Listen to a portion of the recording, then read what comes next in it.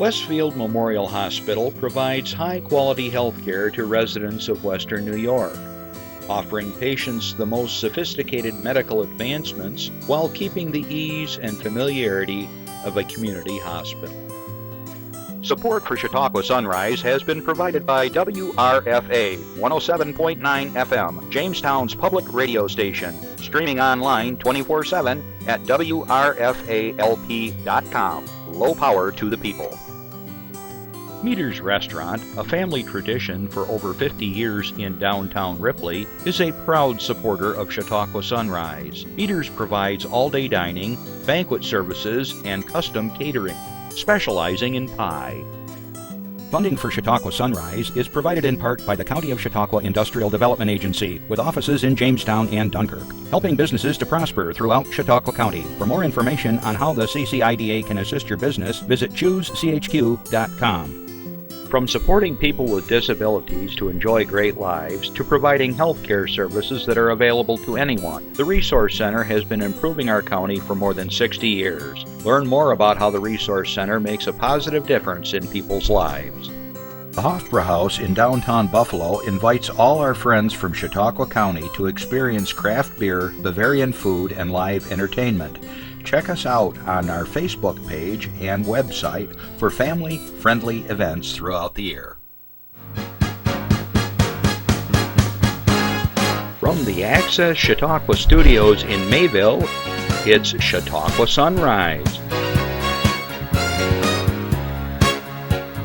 Chautauqua Sunrise is hosted by Doc Hamels and supported by the award-winning volunteers at Access Chautauqua.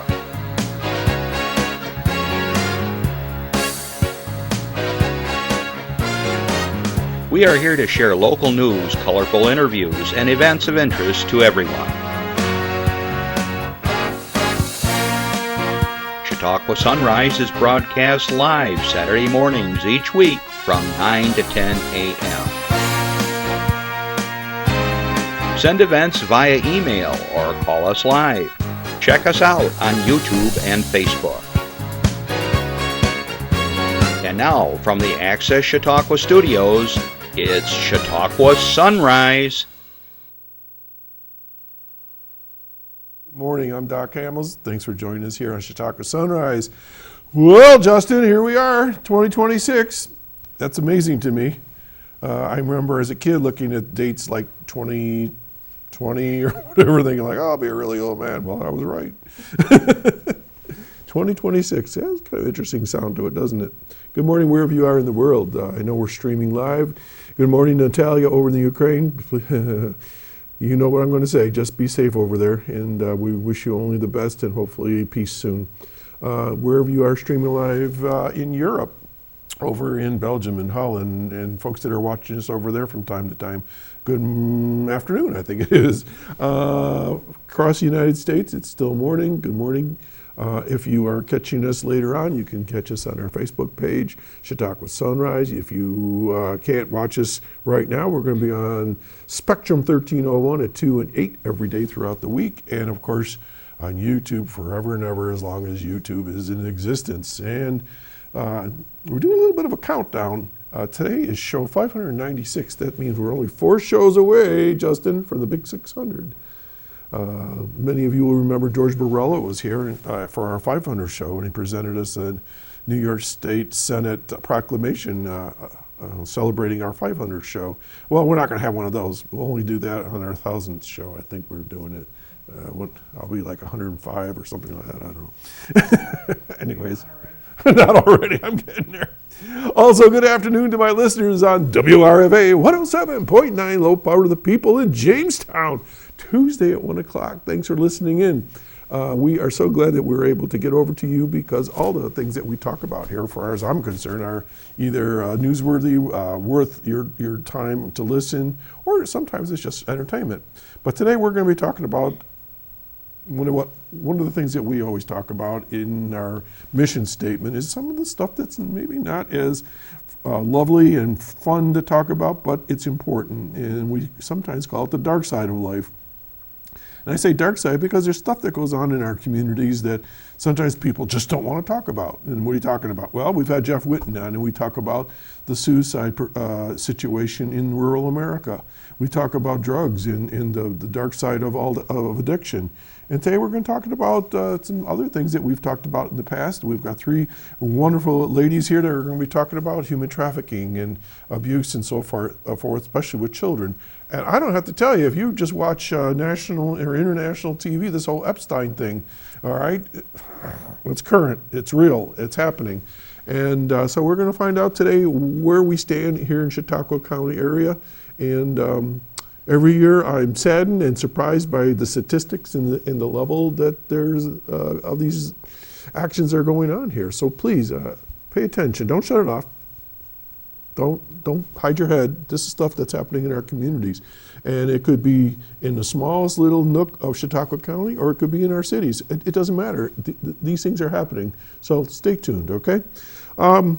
If you are watching right now and you do have a question for my guest, bring it up, Jeff. You can call us at 716-753-5225. Sometimes you think, well, how's this possible? And you may want to know things. You may want to know how to get help, or you suspect something or whatever. These folks are going to give you the answers today, all right, and point you in the right direction.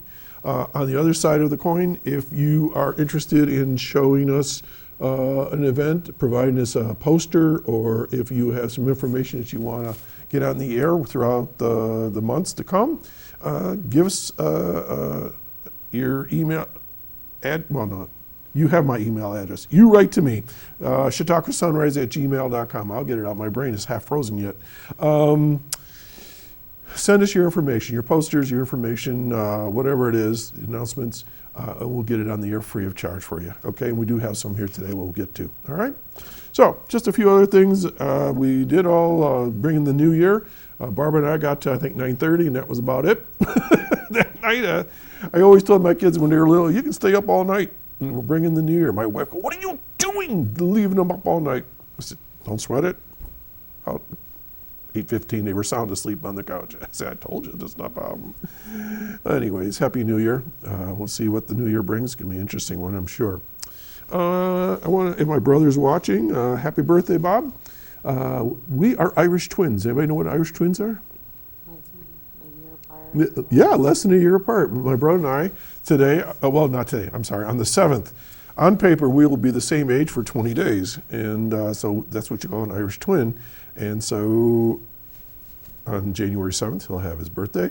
And the interesting thing is his daughter has the same birthday. So Jen, if you happen to be watching this sometime, happy birthday to you. We're going to get together this weekend and hopefully have some fun celebrating birthdays. All right, I'm tired of snow. Anybody else? I know we live in a snowy area, but it just seems like it's just got a grip on us right now. And I don't know how it is. It just seems like this time of year, I just can't get warm. Everybody's shaking, yeah. In our houses, the thermostat says 70 or whatever, and I still feel like I got to get a sweater on. Or maybe it was the 35-mile-an-hour gust of winds that we're doing. Crazy. Thank you, Jeff. 82 inches of snow in, I'm assuming, Mayville? In Mayville. Ripley would be a little less, and then, of course, you get down on the plain by the lake, it's a little less there, and if you go out to Kissing Bridge or wherever, Caucasian area, it probably is deeper there yet. But it gets in pockets. But yeah, we've had quite a bit of snow. I've been plowing. Brody's been helping me. He got so cold the other day, Justin, he decided he was going to go in. He had enough. My dog's only about like 10 inches tall, and he gets in those snowbanks. Got to find him. I'd like to do a big shout out to all the road crews that have been keeping the roads open. You guys, you usually work 12-hour shifts, and you get up wee hours in the morning, and you come home in the dark, and so on. And we do appreciate it. I know, especially on where I live, it's on a pretty steep hill, and it's been good. So thank you. And then also the power company crews, the gas company, electric, and so forth. Man, you guys are out there doing the job. And so if you're watching, thank you. If you know somebody, give them a pat on the back.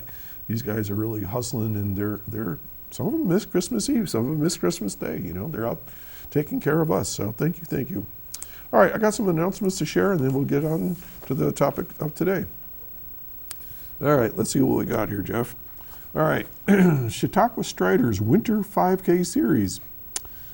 All right, this starts over at the Chautauqua Harbour Hotel over in Saraden. All right, I'm going to go through this slowly. All right, some of this will be pertinent for today. It might have already been started, but then there's other things going on. So this says register or renew your Chautauqua Striders Athletic Club membership today before signing up for the series or individual races to take advantage of an additional 10% discount per event. The Chautauqua Striders Winter 5K Series is a fun and freezing, their words, not mine, age-graded race series with races starting and finishing at the Chautauqua Harbour Hotel. Age grading levels the playing field for all runners, just as a handicap is intended to do in bowling and golf. The age grading system calculates points by providing each runner with a percentage value of an ideal or best time based on their age and gender. In my case, it probably would be in time in months. Pricing. The cost is $20 per individual race or $80 total when you register for all 5 races. You save $20. So when you sign up for the bundle, I've never heard of this before. This is the first time we've announced this, I think. I don't remember this in the past. You essentially get 1 race free. To be eligible for all event awards, participants must register for the entire series and complete 4 out of the 5 races. I'd be happy if I did 1. If all 5 races are run, the highest race time will be dropped. There will be cash prizes for the top 3 runners in the series. Runners 80 and older register for free. Dang. Not yet. If you're 80 plus, your registration fee will automatically be waived. We also have a student discount. The cost of registration for participants 18 and under is $16 per individual race or $4 off. This discount will automatically apply at checkpoint. Online registration for each Winter 5K Series race will close at 11:59 on the day before the race. All participants are eligible for raffle prizes at each race they attend. This sounds like fun. Make sure to check the registration table to see if you want anything before you leave. Day of registration will be available at the race from 9, so it's already started, to 9:45, and the price will be $25. So if you're listening right now and you really want to get over there, stop. Shut off the TV and get over there. Coffee and tea will be provided before and after each race. Compliments of Chautauqua Harbour Hotel.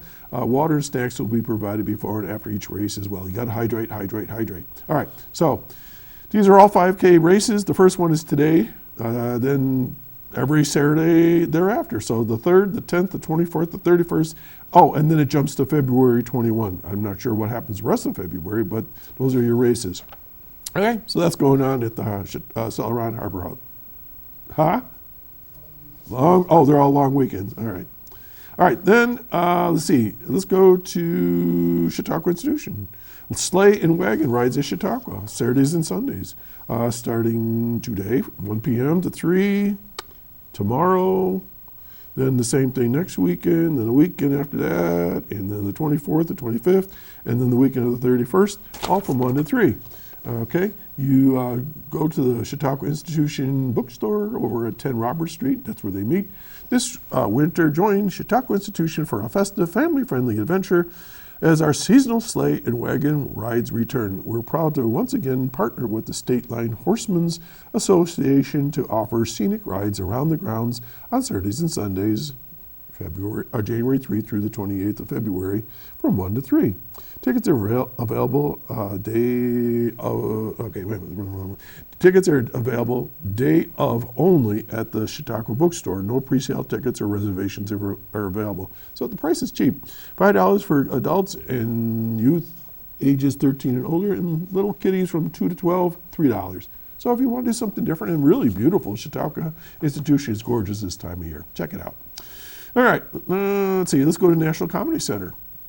Okay, they have the event description. It says, caring for someone with memory loss takes strength, and sometimes a shared laugh can make all the difference.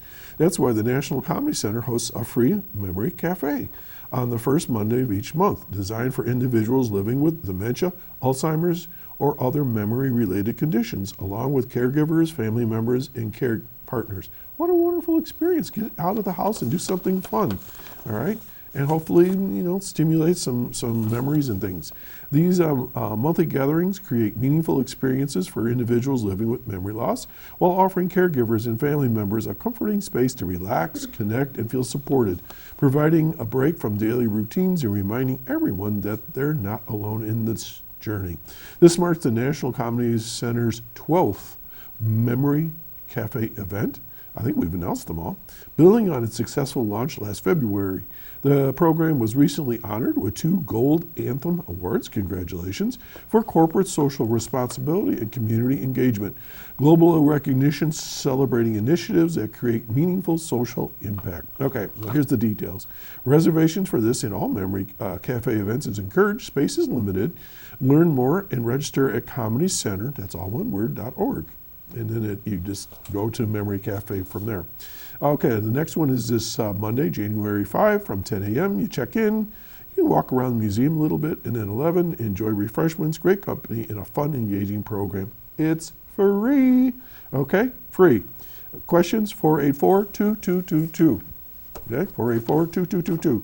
All right, and then finally, this is where I try to say all the right names in the right order with the right pronunciation. We're going to go to slide 15. Okay, this is all about movies. Okay, Rental Family in One Battle After Another, the show at the Reginald A. Center for the Arts. Here we go. Set against modern-day Tokyo, Rental Family, that's the name of the movie, is going to be shown January 7th on my brother's birthday. They're celebrating his birthday there, I guess, at 7 p.m. Follows an American actor, Brendan Fraser, who struggles to find purpose until he lands an unusual gig, working for a Japanese rental family agency, playing stand-in roles for strangers. As he immerses himself in his clients' worlds, he begins to form genuine bonds that blur the lines between performance and reality. Confronting the moral complexities of his work, he rediscovers purpose, belonging, and the quiet beauty of human connection.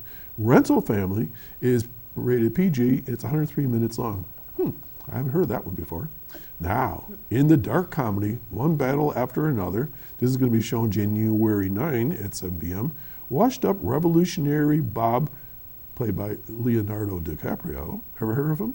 Exists in a state of stone paranoia, surviving off-grid with his spirited, self-reliant daughter, Willa, played by Chase Infinity, when his evil nemesis, Sean Penn, resurfaces after 16 years and she goes missing. The former radical scrambles to find her, father and daughter both battling the consequences of his past. One Battle After Another is rated R. It's 162 minutes long. It's been nominated for 9 Golden Globe Awards. Then you got some upcoming movies. Oh boy, let's see.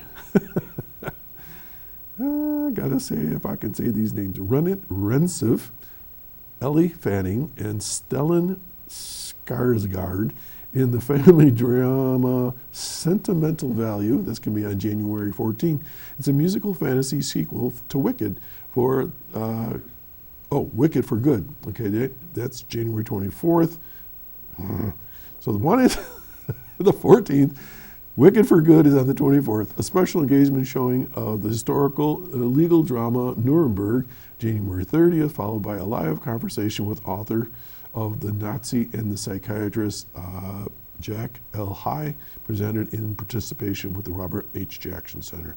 Most tickets are $8, some are $10 offline, and so forth. So if you're interested, give me a call at 484-7070, 716-484-7070. All right, that's it for my announcements. We're going to take a little breather. We'll be right back. Stay tuned.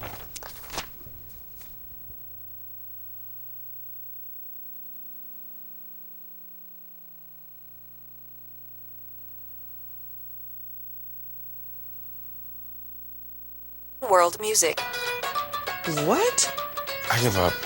Wait, I was trying to show you how Sarah feels every day. Frustrating, isn't it? Redirecting to understood.org. Join parents and experts at understood.org, a free online resource about learning and attention issues to help your child thrive. We had a little technical difficulty. I don't know. I sat here thinking, is it, I can't read lips here, so I don't know what was going on. But that's what it was about. All right. We have 3 folks here. and we're going to be talking about, as I said, a number of issues here in Chautauqua County. I want to welcome back two folks and then introduce a third, Emily Spielman, Saraden Randall, and MacKenzie Sweet. Good morning, ladies. Good morning. And I didn't know MacKenzie was coming, so this is interesting. So this is going to be fun and interesting at the same time. So Emily, you've been here the longest with me working on this topic. So you work for the Child Advocacy Program, right? Yes. And how long you been with them?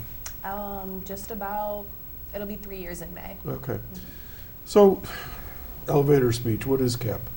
So we are an agency that coordinates investigations, connects people with services. We will assist families when abuse is suspected or disclosed. And so we work with a multidisciplinary team, including all law enforcement agencies in Chautauqua County. We work with Child Protective Services, prosecution, the district attorney's office, as well as other community agencies to provide support, to provide advocacy to children and families who have experienced any form of abuse or severe trauma. See how easy that was, MacKenzie? Wow. It's like I did it before. You've done this before, not your first rodeo. Okay. So, much like I was thanking folks earlier that are the road crews and power companies, thank you for what you do. I don't know what kiddos would be doing in this world if there weren't folks like you that's caring and investigating and making sure they're safe, as well as, their families in some cases. So, thank you. Saraden, you've been here now about 2 or 3 or more times with me as well. Yeah. Good morning. Morning. And how long have you been with the program? January is my 3rd year at the Child Advocacy Program as the Safe Harbor Coordinator, so yay. Okay, so we're going to get into Safe Harbor, okay? And Emily, where are you from? I'm originally born and raised in Dunkirk. Dunkirk. And Saraden? Oh, I was born in Massachusetts and I was raised in Chautauqua County. Okay. And then finally, MacKenzie. Good morning. Hey, good morning. And you've been with the program how long? For a few months, since April of this year. Okay. Well, last year now. Yeah. And you're from where? I'm from Westfield, born and raised in Westfield. Oh, okay. Yes. So you went to Westfield School? Yes, I did. Okay. I live in Ripley, so I spend like 98% of my time bouncing between Westfield and Ripley, it seems. All right, well, great. We'll get into that later.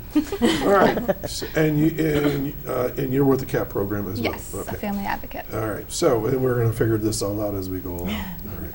So, how long has the program been around? I mean, I've known it for at least a dozen years or more. So. Yes. So CAP has been around since the 2000s, Yeah. around then. So as for the Safe Harbor program, the Safe Harbor program was introduced to Chautauqua County in 2016. It originally started at the YWCA Jamestown, and shortly after CAP inherited it, because of the nature of trafficking cases, because of what we do at CAP, it just seemed like A logical step. yes, Yeah. to take in that process because of the services that we provide and the multidisciplinary team that we utilize. So Safe Harbor has been in Chautauqua County since 2016. Safe Harbor. The thing that caught my eye, and this is just me, is Harbor is spelled European. Yeah, with the U. Yeah, Yeah. So I found that kind of interesting, but that sort of sets it apart a little bit too.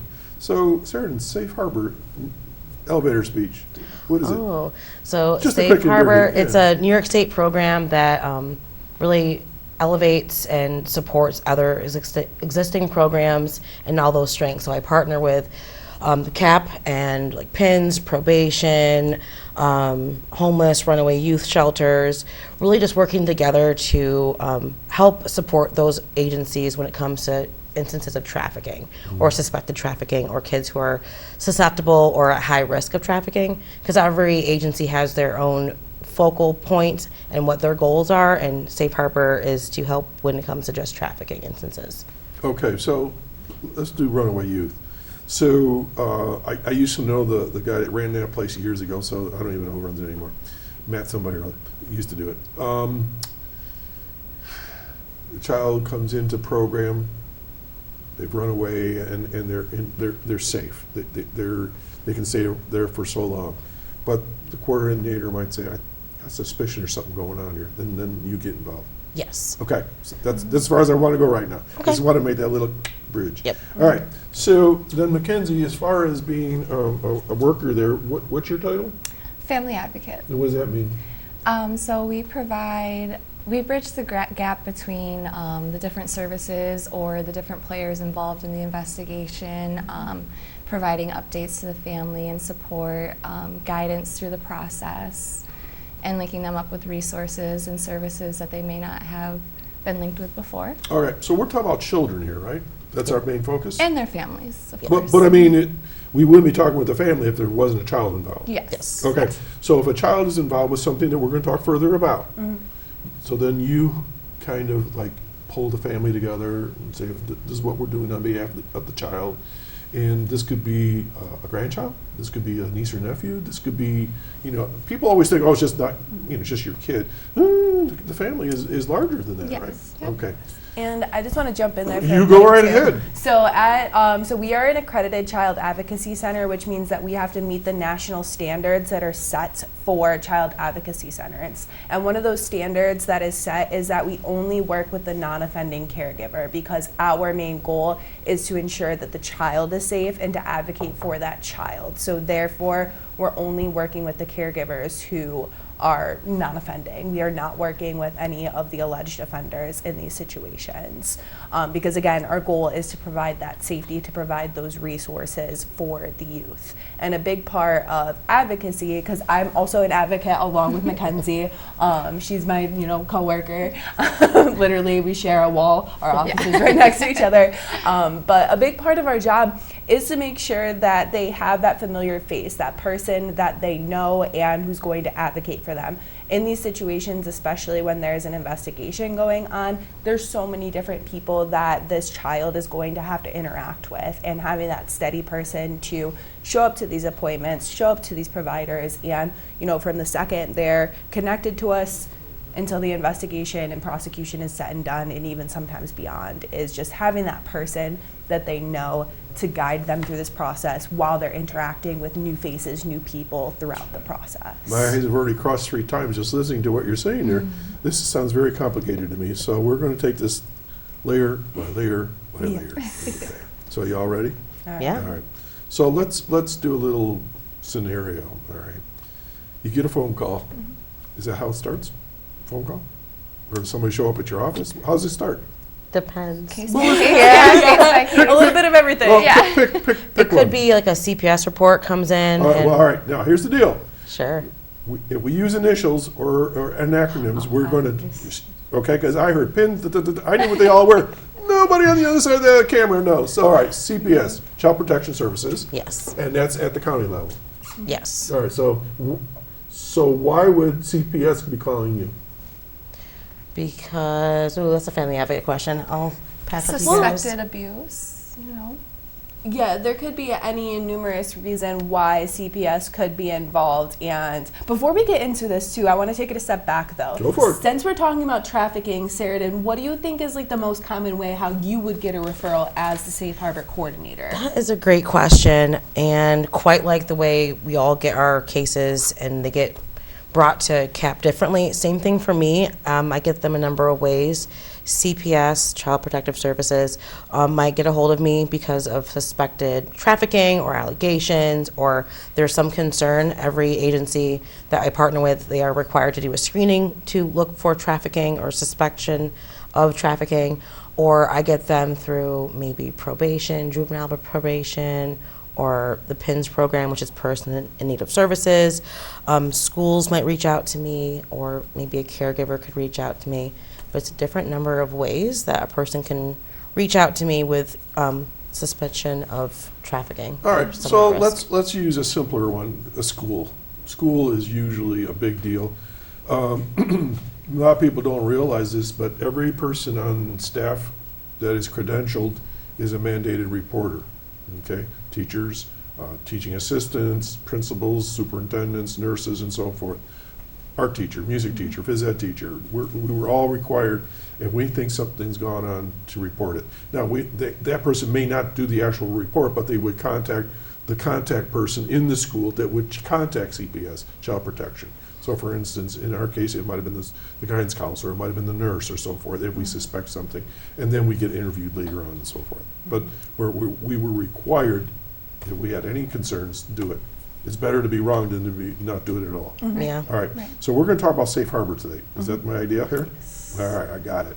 So, get a phone call from the school, says, you know, this child is doing what? What do we suspect?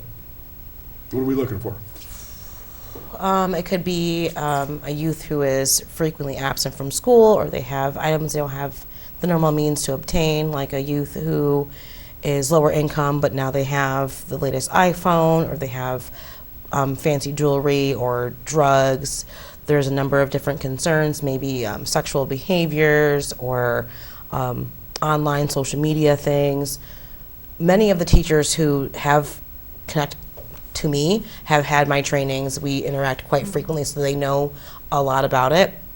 But if another student or teacher has concerns, they can always call in that hotline. And I always recommend, if anyone is a mandated reporter, to make that call themselves and not do a telephone game of talking to this person, then talking to this person, and then someone else makes a phone call, because that could be not enough for that hotline to accept it, because it wasn't first person, it was heard through different parties. So if you have direct knowledge of a concern, to make that phone call.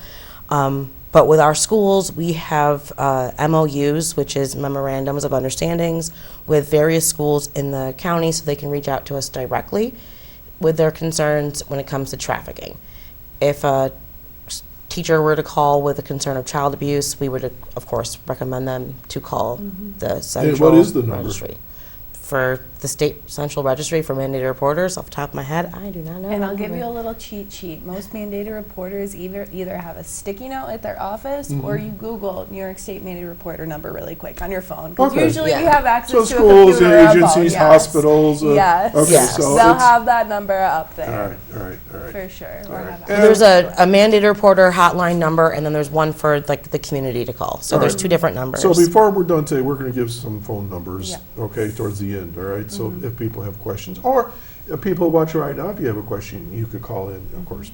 All right, so we keep talking about this word, but we haven't defined it yet. So let's define trafficking, and we'll get back to the things that we think are trafficking. Perfect. I did bring some slides with All me right. today, so there is a slide that has the trafficking definitions. All right, Jeff, on so if them. you want to pop up the beginning slides, and even if it's not in quite the right order, we'll just kind of start there. So whenever you're ready, there we go. All right, so go ahead. You can Ooh, Mackenzie, do you want to do this one? Yeah. Oh my gosh, okay. So, CAP's mission is to end child abuse in Chautauqua County. When abuse occurs, CAP coordinates a community response to provide hope, healing, and justice to families and their children. Okay, so the reason why we read some of this stuff, because remember, we're also on the radio. Yes. Yeah. Okay, so Yep. thank you. All right, keep going, Jeff. And this is the Safe Harbor definition. It's a New York program that implements a system-level approach within existing child welfare and allied youth serving systems that includes runaway homeless youth programs, probation, PINs, youth bureaus, and other critical partners. It leverages existing system strengths to create a more effective and efficient response to youth who have experienced commercial sexual exploitation or trafficking, or who are vulnerable to it. Commercial sexual exploitation sounds like Jeffrey Epstein. Is that what I'm hearing? I mean, that is a form I mean, of trafficking. I've never heard of commercial before. That's a new term. Well, the next slide, I believe, has more information Oh, on, all right. on that let's one. go on. All right. To help you out. So human trafficking is to benefit, someone's benefiting from compelling someone to provide sexual or labor services through force, fraud, or coercion. But if it's for sex trafficking, the person does not have to prove force, fraud, or coercion if they're under 18. So if it's a person under 18 who is doing sexual things for something of value for someone else, it is automatically considered human trafficking. And the subject. Yep. Okay. Huh. So what was that commercial part? Oh, what's the next slide? I don't have it memorized in That's all order. right. I'm so sorry. Oh, there we go. All right. So those are the two federal definitions, are very similar. You want me to read them out loud for the Yeah, go radio ahead. ones? It don't Okay. hurt. So sex trafficking, the federal definition of that is the recruitment, harboring, transportation, provision, or obtaining of a person for the purpose of a commercial sex act in which the commercial sex act is induced by force, fraud, or coercion, or the person who is induced to perform such an act has not yet attained the age of 18. So I'm assuming commercial meaning that there's some money involved. Something of value. It Okay. can be money, it can be something else, but something that has a Okay, value so to it. some Yeah. quid pro quo type thing, this for that. Yes. Okay. And then labor trafficking is very similar, but it doesn't matter of age. They have to prove force, fraud, or coercion to be considered trafficking. So it says involuntary servitude, Peonage, debt bondage. peonage. That's an interesting word. What does that mean? Very similar to debt bondage. Okay. So in other words, you're working to pay off a debt, or you're Yes. working because your parents are in trouble and now you've got to pay back something. I mean, there's some crazy stuff out there. that people, Absolutely. All right. So, wow. Labor and sex trafficking. There's two different. All right. Two different. Keep going. Yeah. Okay. And we can keep going to the next slide as All right. well. All right. It's often confused with what smuggling is. I apologize for those who are looking. That little airplane is not that easily to see, but smuggling is the illegal movement of a person across borders, whereas trafficking is taking advantage of someone and forcing them to do things for something of value. All right, let's leave that slide up, Jeff, for a minute. So smuggling by air or by water or by whatever. So is that happening here in Chautauqua County, the smuggling part? Smuggling happens all over the place, but I don't have a high number of smuggling cases. But again, trafficking and smuggling aren't the same thing, so my focal point isn't on smuggling. My focal point is on people who are being trafficked. So smuggling to me is like you've been hit over the head, put a bag over your head, and they've dragged you into another country. I mean, is that smuggling? That sounds like kidnapping. Well, That what's the difference? Also What's includes smuggling? What's smuggling? So smuggling would be the movement of people versus trafficking is that commercial aspect of the trade. And so that's the purpose of pulling up this slide, is because a lot of times people hear the word trafficking, you think of a car, you think of kidnapping and taking someone somewhere. And that's a lot of time where the misconceptions come from. Which is why I'm glad that you pointed out like the commercial sexual exploitation, because when we talk about commercial, it brings in that piece of like the trading, which is truly what trafficking is that exchange of something of value for something sexual. And so that's where this slide comes into place. It's not the movement. It's not looking over your shoulder while you're going to the gym early in the morning and it's still dark out. Please do that. That is definitely be safe. but that is not what trafficking is. Okay. It's that commercial piece. So. All right, so let me digress one more time. So smuggling is moving you like from Canada into the United States, or from New York to Pennsylvania? Yeah, across any border. See, a lot of people don't forget about that. You cross state lines. That's now you got a federal offense rather than a state offense, right? All right. So smuggling is the movement. Trafficking is the actual exchange of goods for some kind of behavior. Yes. How's that? Yes. Yeah. Okay, I'm getting there. All right. What else we got? So this is the definition that you're looking There for we the go. commercial exploitation. So we usually call that CSEC, and because it's a long word, commercial sexual exploitation of children. CSEC is way easier to say, but that is a range of crimes and activities that involves the sexual abuse or exploitation of a child for the financial benefit of any person or in exchange of anything of value. That can be monetary or non-monetary benefits given or received by any person, like food, shelter, drugs, can be money, anything that has a value to it that's being exchanged. We also see a high amount of survival sex. That's where youth are trading sexual activity for basic things they need for survival, like food or shelter. And this also can include online exploitation. What does that mean? We are seeing a high number of youth being abused sexually online, groomed online, forced to do sexual things on the internet, take photos, exchange things of All that right, nature. so let me see if I got online exploitation correct. Some kid innocently gets cajoled into sharing some pictures of themselves. Then all of a sudden now, I got your pictures, now you can do what I want. Yes. They got trapped. Okay, all right. So I want to bring that back to the commercial piece. Yeah. Because we said commercial sexual exploitation of children, it's that trading. So if you have a picture or video that's sexual in nature and it's being traded, that is also trafficking. That's that commercial sexual exploitation, which is also why we want to break down the differences between smuggling and trafficking. Gotcha. Because if you're sitting in your room on your phone, you could literally be sitting in one place and being actively trafficked in that situation. Holy Yeah. cow. this is really disturbing to me. No, it really is.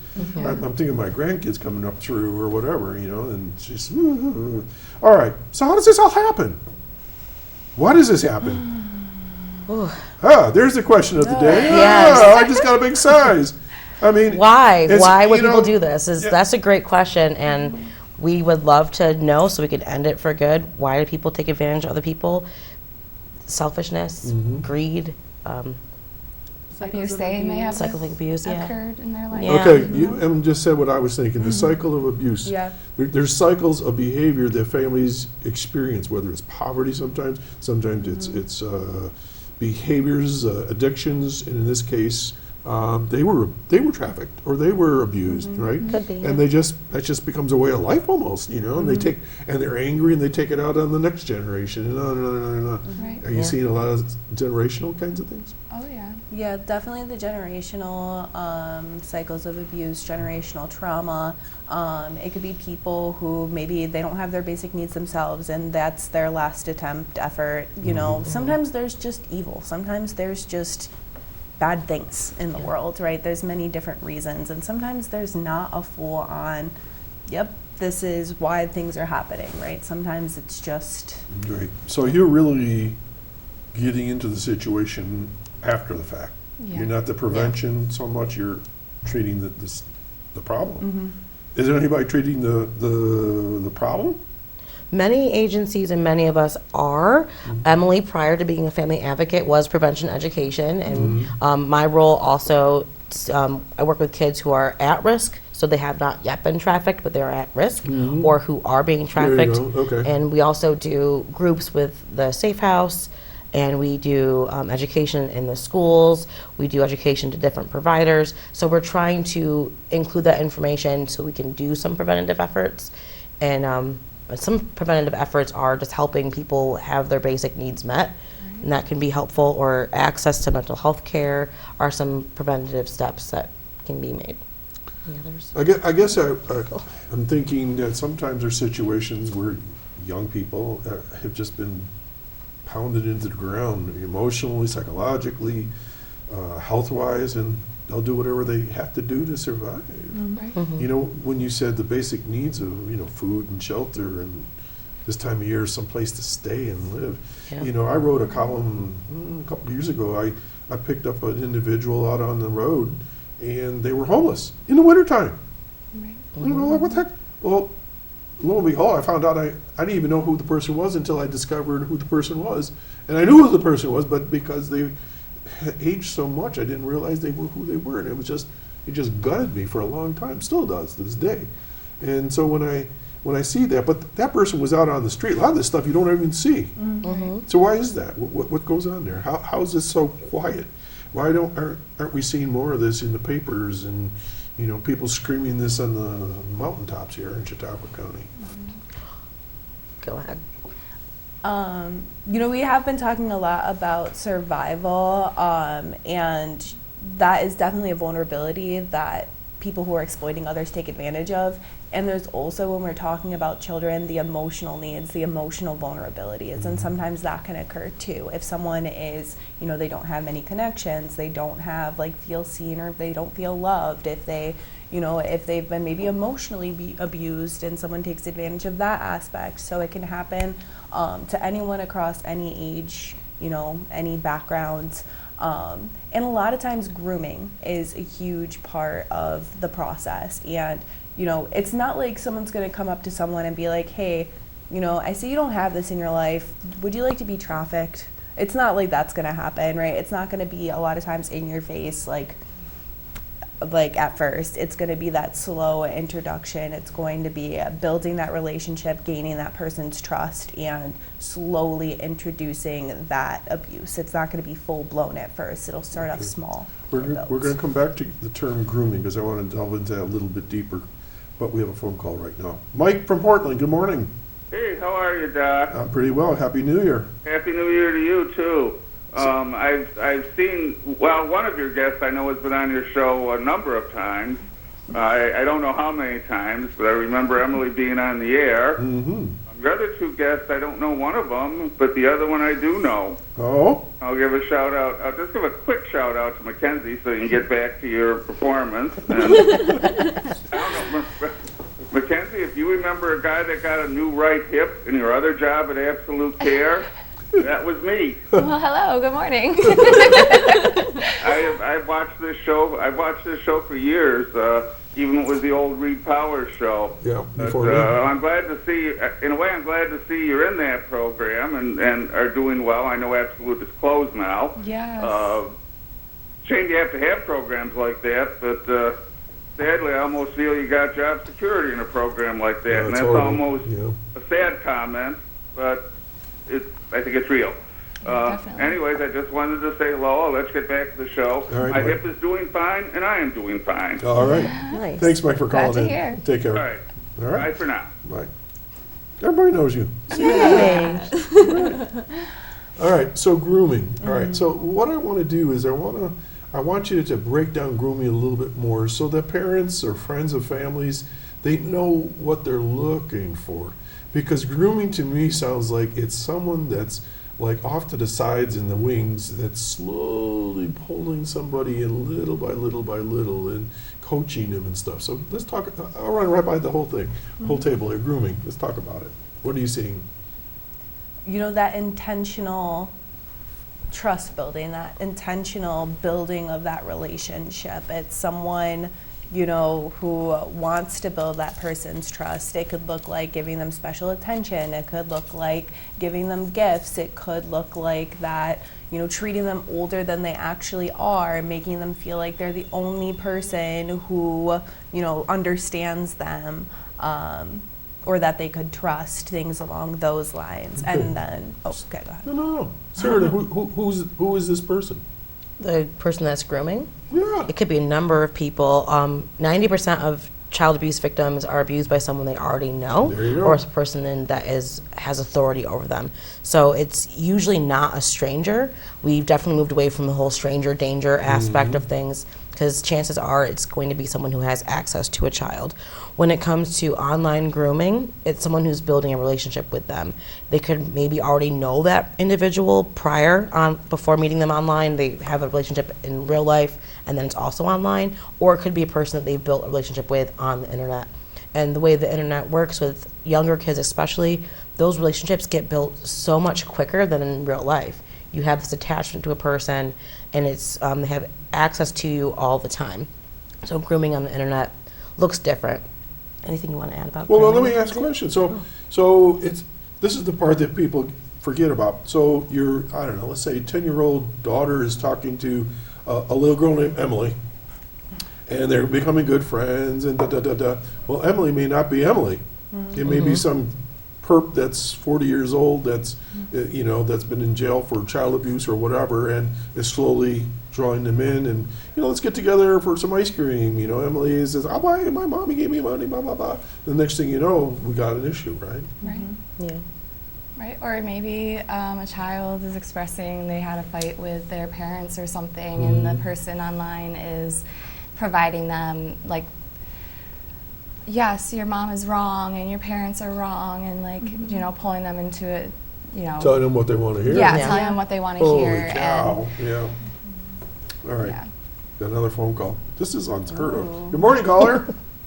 Good morning. Linda. Good morning, Doc, and good morning, ladies. Happy New Year. Thank you. You too.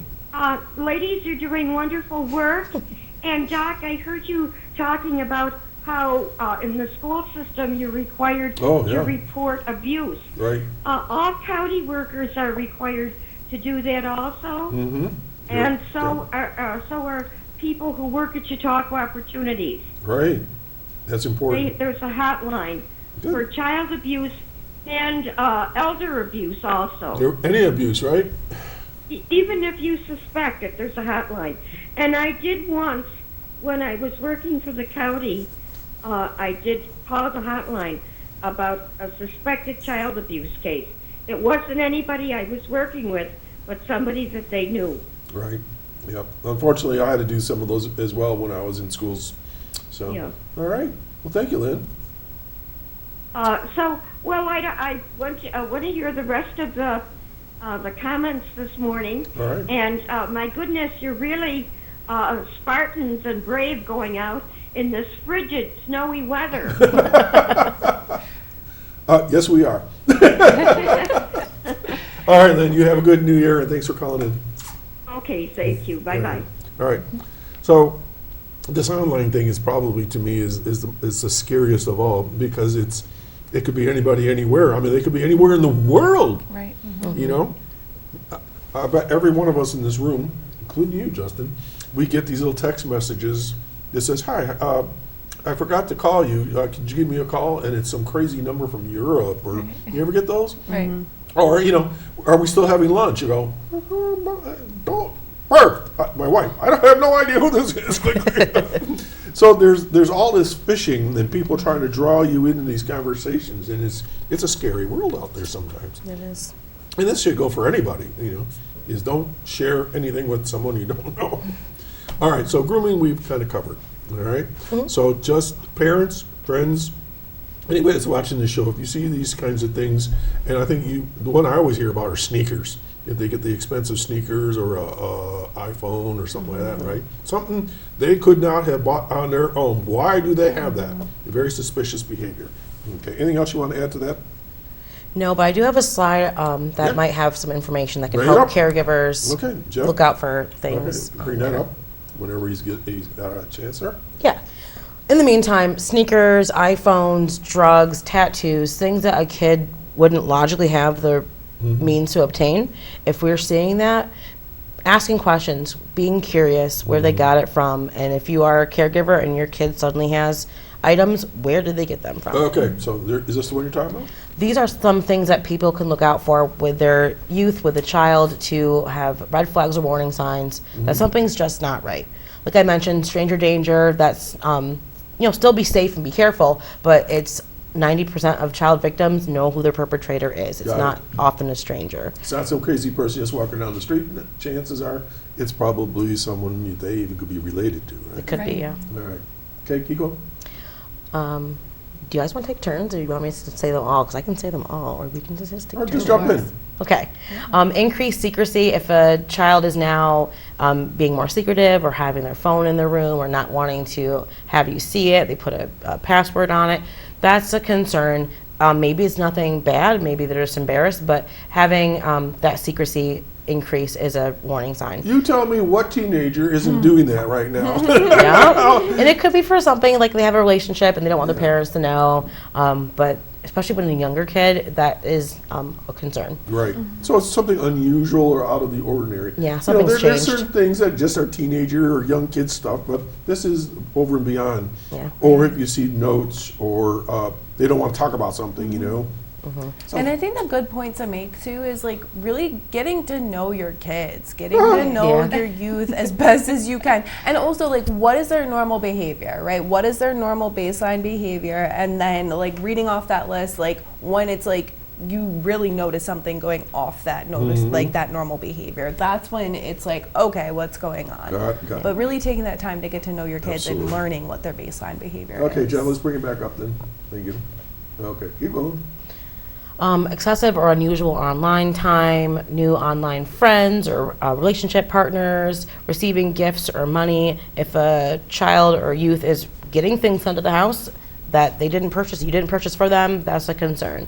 They're withdrawing from real life activities. What do you mean by that? They used to hang out with their friends. They used to do sports, or they used to have some sort of extracurricular, and they aren't doing those things anymore. They're not playing. Why aren't they? It could be a warning sign that they are being abused in some way. So maybe they have depression. Depression, right? Or they may have bruises that they don't want people to see. They're hiding. They're withdrawing. They're yeah. Okay. Inappropriate language or behavior, sudden mood swings, low self-esteem, self-harm. Like Emily was saying, getting to know your child, and if their behavior is suddenly drastically changing, that's a warning sign for various different things. It may not be that they are being abused or trafficked, but it's a warning sign that they're struggling with something. And this is where it's really important, parents with their children in school, to have a good relationship with the teachers, because you can go back and forth. A lot of them have what they call those notebooks that go back and forth sometimes. Are you seeing this? Are you seeing this? Back and forth. And sometimes by doing that, things don't fall between the cracks, you know? So it's really important to have a good communication system. Because when you think about it, kids are in school how many hours a day, and how many hours a day does a mom and dad see their kids? Right. Teachers see the kids a lot more than the parents do. So that's important, or babysitters or caregivers and stuff. Yeah. So, okay.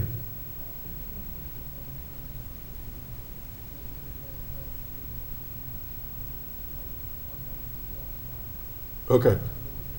Jeff is saying that there's hand signal. hand signals. I don't know if you, did you hear all that just now? Oh, okay, so it came through the speaker. Okay. I I hear it can through my hear earpiece. Okay, so. Okay. Well, I don't hear it in stereo here. All right, so what are, do you know what he's talking about? Hand I signal? do know what he's talking about. This was especially really big during COVID. People doing the hand signal of like they need help. But I don't use this in my day-to-day. What Okay. do you guys think? Okay, all right. So, but it could be, you know, in a family, they may have an agreement to do something. You know, and I think it's that relationship building that you were talking about, Emily, is, you know, when the kids are young enough, they always say, you know, the door's open, and no matter what, I won't get mad at you. Just, you know, because my mother, we would not always talk about things because we were like, here comes the hairbrush or whatever. So, you know, we kind of changed our style. Sorry, Mom. But it was just Mom. It was a lot of the parents of the day. That's how they'd handle things. But MacKenzie, you said you got some kids. Yeah. Thinking in terms of as they're growing older, what would you tell them? In regards to, You know, just having a relationship with your children so that they're comfortable talking to you about things. just always being open and also owning up to like your own Mistakes and yeah, shortcomings. mistakes. Yeah. Yes, like saying you're sorry, apologizing, and just leaving that door open for them to be able to come to you and yeah. Right. I'd say in addition to that with my kids, mine are older teens now, but letting them know, like, I'm here for them, but if they don't feel comfortable coming to me, I want them to have a safety net of others, and it's good to have a couple different safe adults to talk to. So maybe they don't want to talk to me about something, maybe they can talk to their teacher or this other person or a coach or someone, but giving them a list of other people they can turn to for various different things in their life, so they're not just relying on one adult to talk to you about things. I know it seems hard to believe, but we're down to a couple minutes. We are. So do we have any slides more that we need with information on them? I believe so, but I don't have them all memorized. All right, so Jeff, let's pop them up real quick and let's just see what they look like, and then we'll wrap things up here. Okay. Things that parents can and caregivers can do. Keep that conversation flowing, start it early. Have this discussion with kids about online things before you ever give them a phone. I'm talking to them about online safety, about consent. Check in regularly, not just once. If you have that conversation with them once, you need to keep having it with them. Monitoring their tech use, things of that nature. Okay, next one. Okay. Oh, stats. Real quick. So in 2024, NECMEC, which is the National Center for Missing and Exploited Youth, they received over 20.5 million reports of good suspected Lord. sexual exploitation online. 60% of them were related or had a position of power over them. So like we were saying, it's most often someone who has a connection to that youth. Okay. And the next slide is local statistics that we have here. These are my Safe Harbor statistics. Where'd that stat go?